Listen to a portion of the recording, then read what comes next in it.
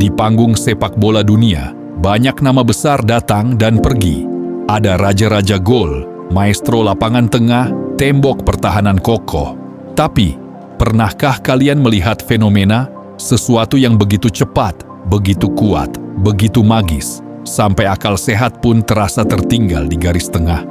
Sebelum era dominasi alien kembar dari Portugal dan Argentina, ada satu nama yang getarannya mengguncang dunia, Ronaldo. Bukan yang CR7 ya, kita bicara tentang O Fenomeno, sang original. Good question. Who is the best player you have played with or against in your career? Sans hésitation, Ronaldo. Without hesitation, Ronaldo. Ronaldo. Ronaldo the phenomenal, the Brazilian. For me, he was not playing football, he was football. I mean, Ronaldo will always be for me on top there. Bayangkan sesosok pemuda dari Rio de Janeiro, diberkahi kecepatan yang seolah meminjam angin badai dan kontrol bola yang menari-nari di ujung kakinya. Begitu lekat seakan bagian dari dirinya. Ketika Ronaldo berlari dengan bola, waktu seolah melambat bagi para bek lawan, namun berakselerasi liar bagi sang penyerang. Ia melesat, melewati hadangan bukan dengan paksaan, melainkan dengan simfoni gerak tipu, step over khasnya yang memabukkan, gocekan liuk nan lincah, dan ledakan kecepatan tiba-tiba yang membuat lawan terpaku, hanya bisa menatap punggungnya yang menjauh. Dari tanah kelahirannya di Brazil bersama Cruzeiro, pesonanya memikat Eropa. PSV Eindhoven menjadi saksi awal ledakannya. Lalu dunia benar-benar terhenyak ketika ia mengenakan seragam biru merah Barcelona. Musim 1996 sampai 97 adalah sebuah mahakarya tunggal.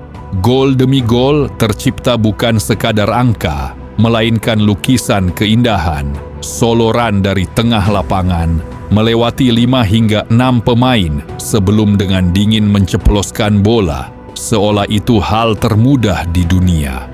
Golnya ke gawang Compostela menjadi monumen abadi kejeniusannya.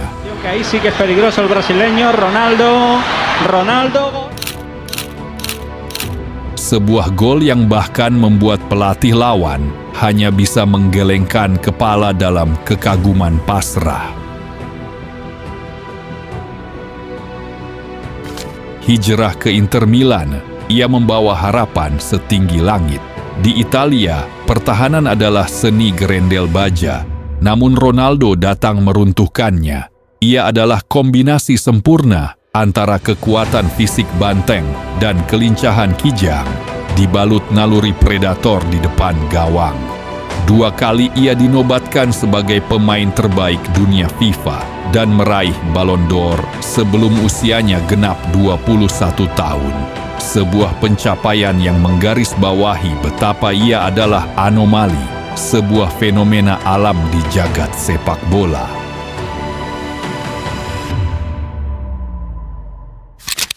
Namun, seperti kisah kepahlawanan, takdir mengujinya dengan kejam. Lututnya, fondasi dari kecepatan dan kelincahannya yang luar biasa, menyerah. Cedera parah menderanya 2 kali di tempat yang sama. Air mata berlinang di lapangan Olimpico Roma pada tahun 2000 menjadi gambaran pilu. Dunia cemas. Banyak yang bilang, habislah karir Ronaldo. Bayangin, pemain secepat dan seeksplosif dia terkena cedera lutut separah itu, rasanya mustahil bisa balik lagi ke performa puncak. Sang fenomena tampak begitu rapuh, begitu manusiawi dalam penderitaannya. Mungkinkah badai telah berlalu?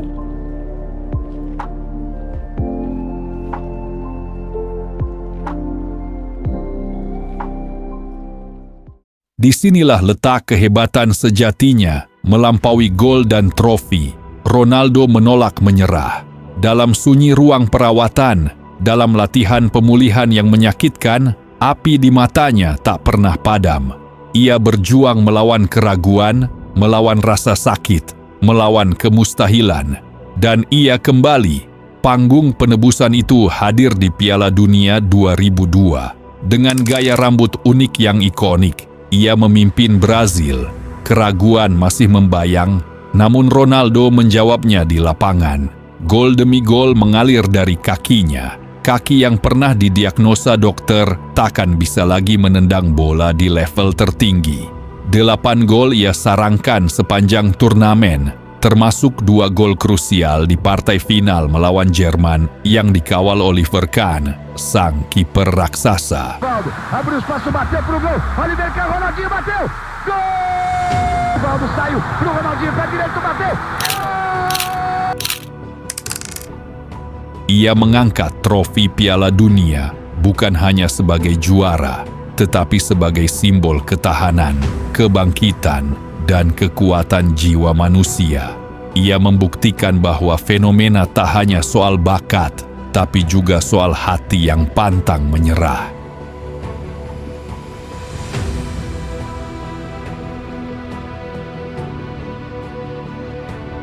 Meski setelah itu kariernya di Real Madrid bersama Los Galacticos dan klub-klub berikutnya tak lagi sepanas dulu. Cedera dan masalah berat badan mulai mempengaruhinya. Sinar kebintangannya tak pernah pudar. Sentuhan magisnya masih sesekali terlihat. Penyelesaian klinisnya tetap menjadi ancaman. Warisannya abadi. Ronaldo Nazario bukan sekadar pencetak gol ulung. Ia adalah alasan banyak anak kecil jatuh cinta pada sepak bola di akhir 90-an dan awal 2000-an. Ia adalah definisi ulang posisi penyerang modern. Ia adalah inspirasi bagi generasi pemain setelahnya. Ia adalah bukti bahwa keterbatasan fisik bisa ditaklukkan oleh kemauan baja. Ketika kita mengenang Ronaldo, kita tidak hanya mengenang gol-gol indahnya, tetapi juga perjalanan epiknya dari puncak dunia, jatuh ke jurang keputusasaan, lalu bangkit kembali untuk merebut mahkota kejayaannya. Dia adalah Il Fenomeno, sebuah kisah kehebatan yang akan terus diceritakan, selamanya terukir dalam legenda emas sepak bola.